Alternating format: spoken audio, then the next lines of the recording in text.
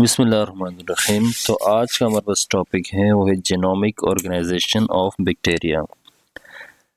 तो जैसे हम जानते हैं कि हमारे पास जो बैक्टीरिया होता है उसके पास ट्रू न्यूक्लियर मेम्ब्रेन मौजूद नहीं होता, यानी उसके पास स्पेसिफिक न्यूक्लियस मौजूद नहीं होता। तो इस वजह से उनका जो न्यूक्लियर मटेरियल होता है वो कहाँ पर मौजूद होता है, साइटोप्लाज्म के अंदर बिखरा हुआ होता है। ठीक है, तो जैसे कि उनका जो मटेरियल होता है, जो भी उसके अंदर जो डीएनए है, क्रोमोसोम वगैरह है, वो कहाँ पर मौजूद होता है, साइटोप्लाज्म के अंदर। ठीक है, ये बैक्टीरिया के क्या कहलाता है, साइटोप्लाज्म कहलाता है। ठीक है, और यहाँ पर बस क्या होता है, हम क्या कहते हैं, क्रोमोसोम कहते हैं। ठीक है, लेकिन यहाँ पर वर्ड है जीनोमिक। तो जीनोमिक का वर्ड किससे निकला है, जीनोम से निकला है।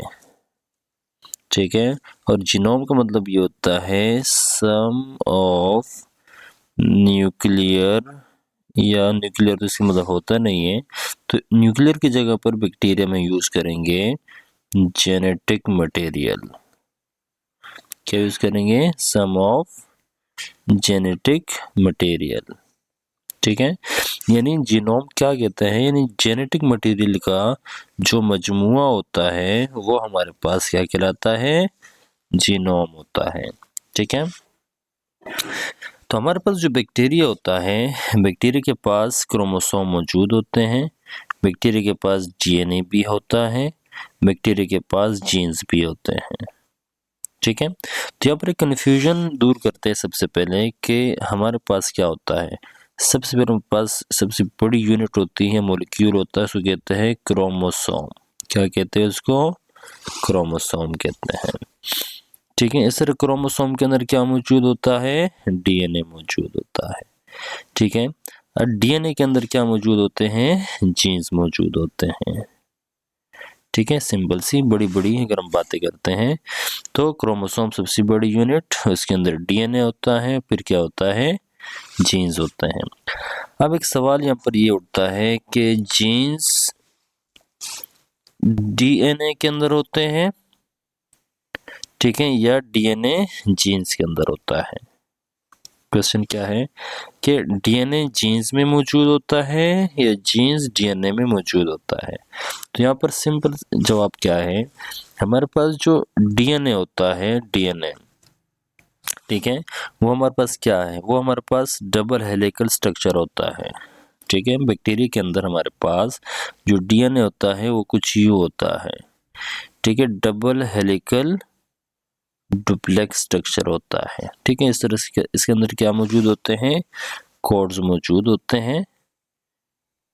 ठीक है, तो इस तरह ये क्या है, ये कहलाता है डीएनए का मॉलिक्यूल, जो किस तरह है, थ्रेड लाइक। थ्रेड का मतलब क्या होता है, धागे नुमा स्ट्रक्चर होता है। ठीक है, थ्रेड का मतलब क्या होता है, धागे नुमा स्ट्रक्चर होता है। ठीक है, अब इस डीएनए का जो मॉलिक्यूल होता है इसको कहते हैं डीएनए का हेलिकल स्ट्रक्चर या सुपर कोइल हेलिकल स्ट्रक्चर होता है। ठीक है, जो डबल स्ट्रैंड के ऊपर, यानी डबल स्टैंडर्ड होता है। डबल स्टैंडर्ड मतलब कि दो दागिनुमा स्ट्रक्चर होता है। ठीक है, तो ये हमारे पास क्या है, डीएनए का मॉलिक्यूल होता है।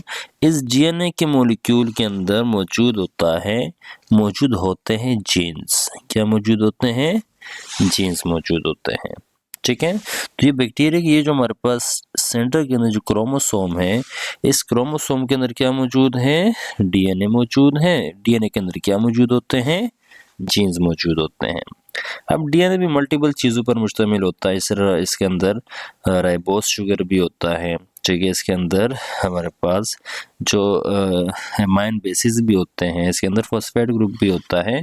ठीक है, तो इसकी अलग कहानी जो हम पिछली वीडियो में डिस्कस कर चुके हैं। क्लियर यहाँ तक। तो यहाँ पर हम समझते हैं बैक्टीरिया का जीनोम समझते हैं। क्या समझते हैं, बैक्टीरिया का जीनोम समझते हैं। ठीक है, तो बैक्टीरिया के अंदर सिंगल क्रोमोसोम, वन क्रोमोसोम इसको कह सकते हैं, वन या सिंगल क्रोमोसोम मौजूद होता है।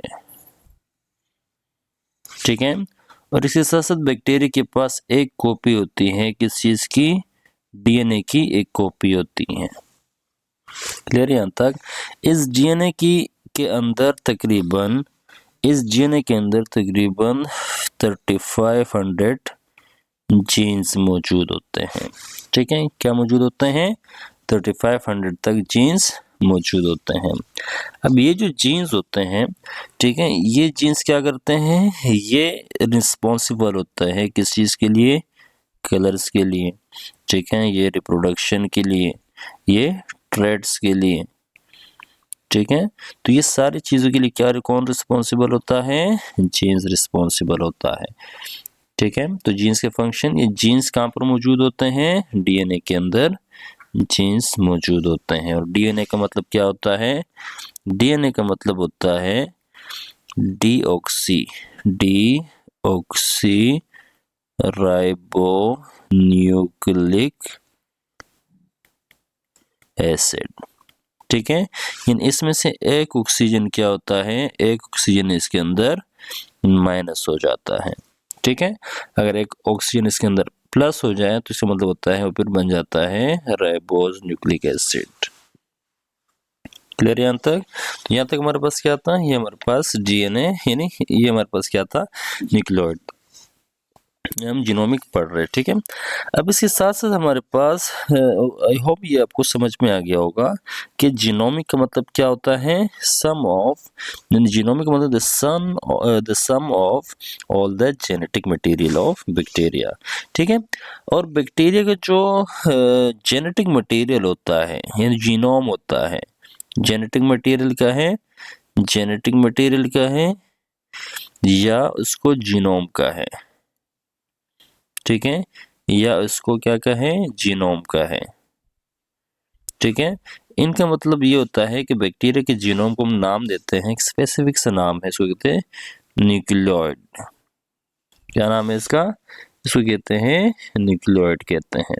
ठीक है, तो ये हमारे पास क्या है? बैक्टीरिया का न्यूक्लियोइड्स, क्या है? न्यूक्लियोइड यानी जेनेटिक मटेरियल का सम।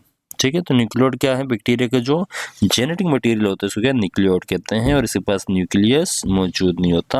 यानी मेरे पास क्या है? बैक्टीरिया है, और ये बैक्टीरिया के अंदर क्या मौजूद होते हैं? जीन्स मौजूद होते हैं। ठीक है, तो इसको कहते हैं क्रोमोसोम। ठीक है, अब इस क्रोमोसोम के अलावा भी बैक्टीरिया के अंदर एक और सर्कुलर डीएनए मौजूद होता है। क्या मौजूद होता है?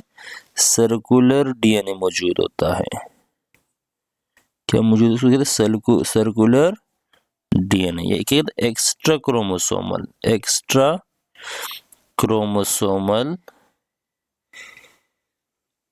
ठीक है, सर्कुलर डीएनए। ठीक है, और इसका नाम क्या है? इसका नाम है प्लाज्मिड।